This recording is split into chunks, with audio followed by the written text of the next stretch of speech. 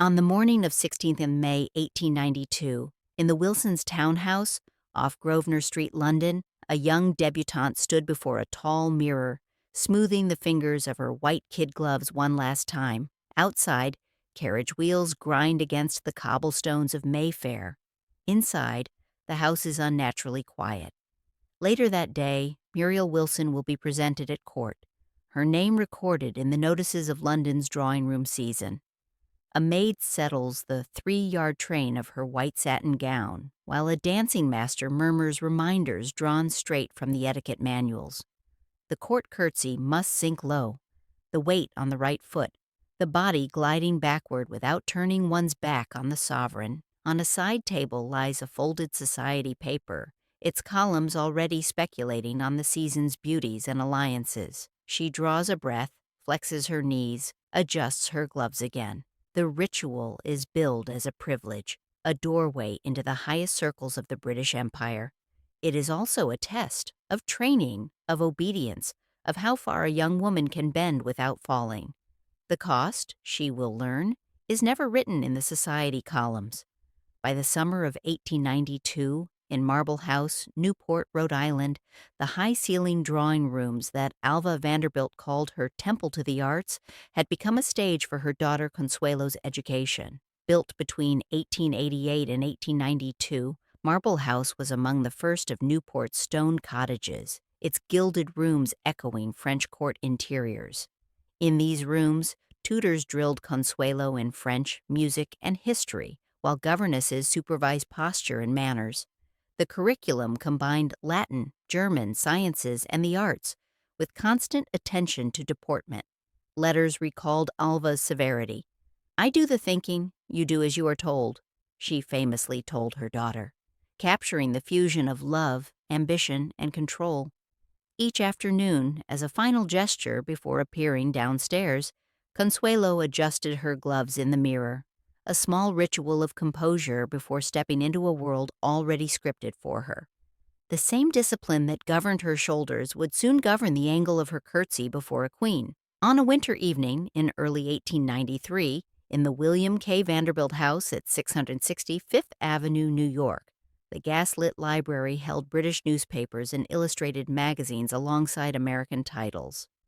The house itself, Alva's Petit Chateau, completed in 1882, had been built to impress an older New York elite. Now its family looked beyond Manhattan to London's season. Articles on the London court described the Queen's drawing rooms, the procession of white-gowned debutantes, and the deep curtains made under crystal chandeliers. Accounts of American-born Jenny Jerome, who after her 1874 marriage to Lord Randolph Churchill had been presented at court, circulated as proof that an American girl could cross the threshold of Buckingham Palace, if properly prepared. Society columns laid out the stakes. A court. Presentation opened doors to country house invitations, political salons, and potential marriages. The library's quiet rustle of paper and a girl unconsciously pulling at the wrist of her glove as she reads remind us that the information was also instruction. In 1891, an American woman writing in Ladies' Home Journal under the pseudonym Miss Columbia described her own presentation to Queen Victoria, confessing that, "I am a Republican born and bred, but standing in the presence of Queen Victoria." I forget that.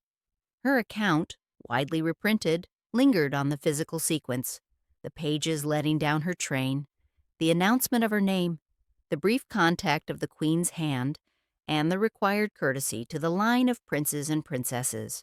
The piece captured a paradox central to Gilded Age heiresses, American citizens raised in a republic, voluntarily entering a ritual of monarchic deference. In New York and Newport, young women like Consuelo Vanderbilt and Mary Leader could read such pages and see both spectacle and script, proof that the path from Fifth Avenue to the British court ran through careful bodily schooling. At the end of the article, Miss Columbia does not question the ritual.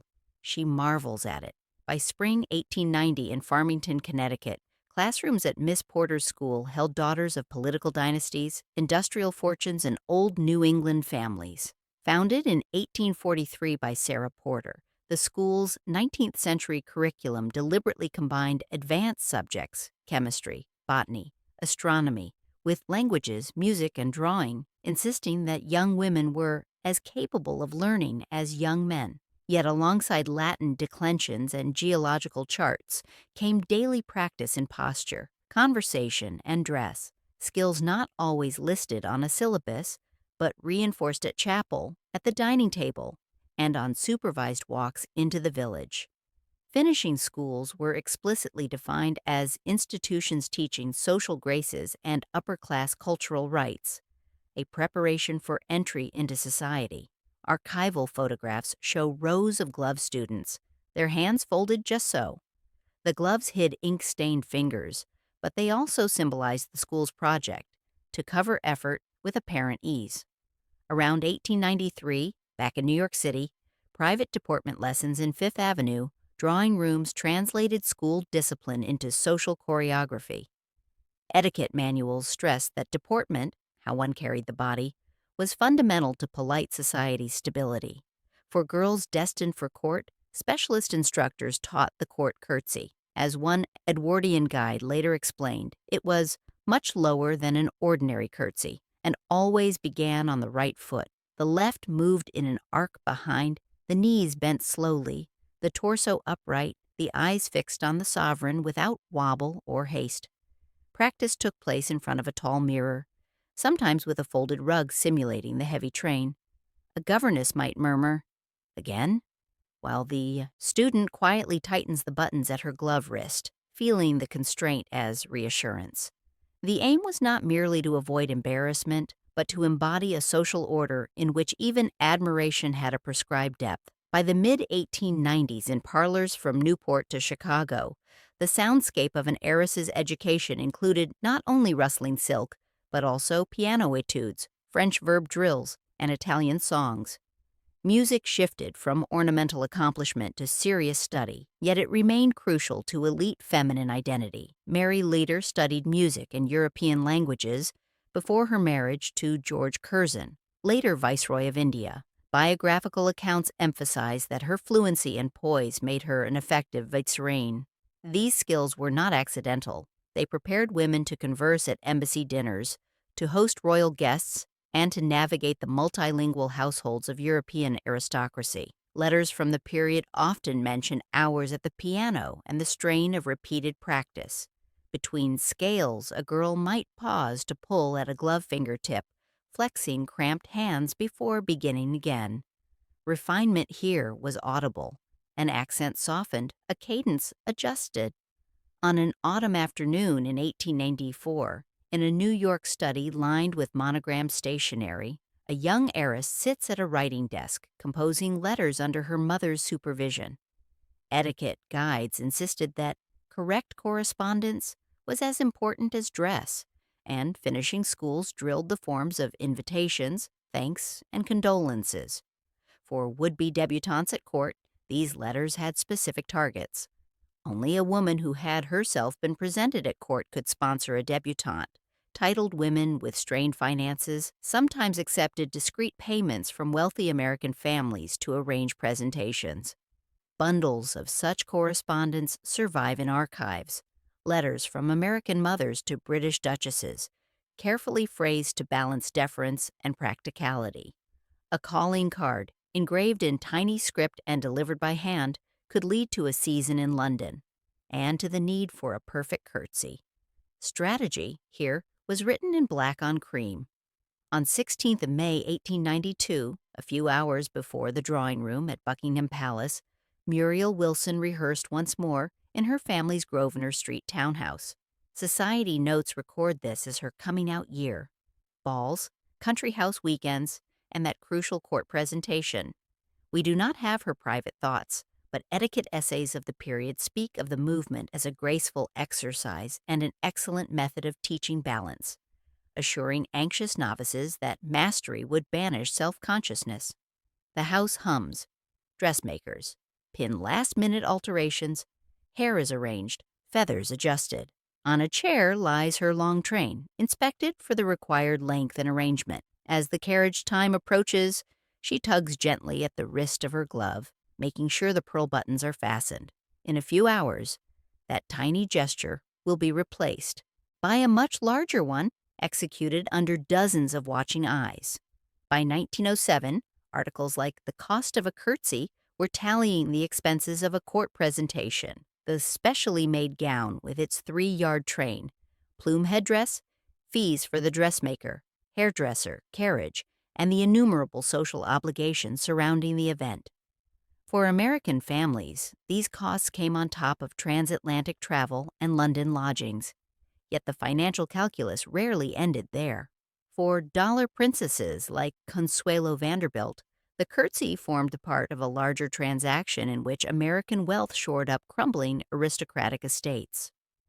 Economic studies of the London season show how presentations and marriages functioned as a marriage market, matching titled but impoverished men with wealthy brides. The physical act of lowering oneself before a monarch had long symbolized compliance and deference. In the Gilded Age, it also signaled readiness to enter a particular economic order. On 6 November 1895, crowds pressed against the railings outside St. Thomas's Episcopal Church at 5th Avenue and 53rd Street in Manhattan, straining for a glimpse of Consuelo Vanderbilt as she arrived to marry Charles Spencer Churchill, 9th Duke of Marlborough. Contemporary reports describe police struggling to contain the onlookers. Vogue and the New York Times dwelt on the fairyland of flowers and the cream satin gown with its long train. Privately, however, Consuelo recalled that she spent the morning of my wedding day in tears and alone.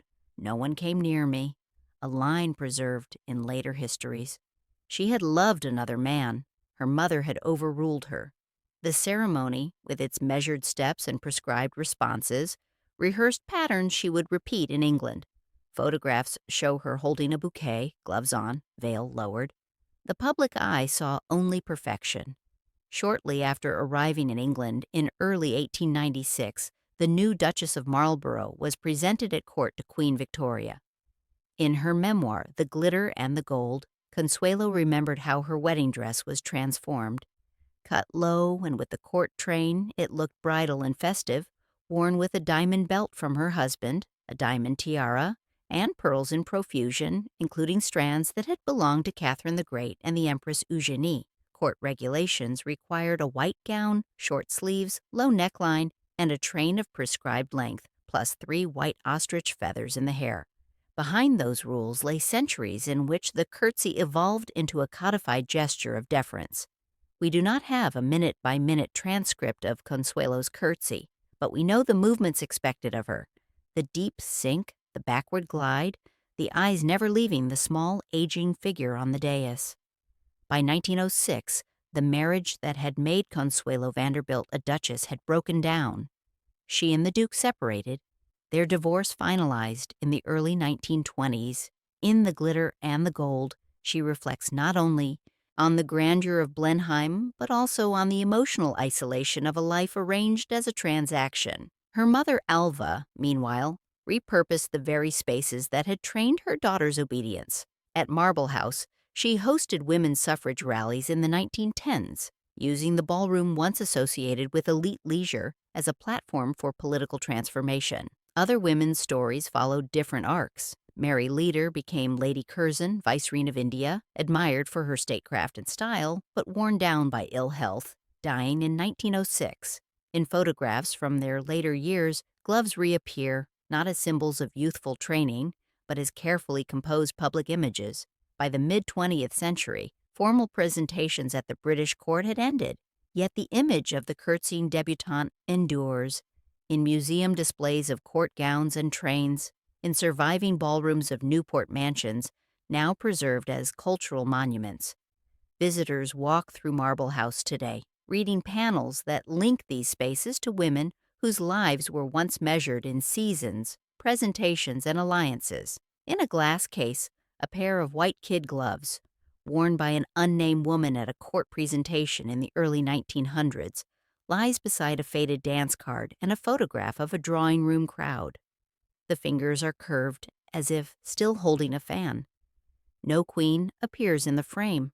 The curtsy no longer determines a marriage or a season, but its memory lingers in fabric and photographs, asking not how low young women bent, but who asked them to.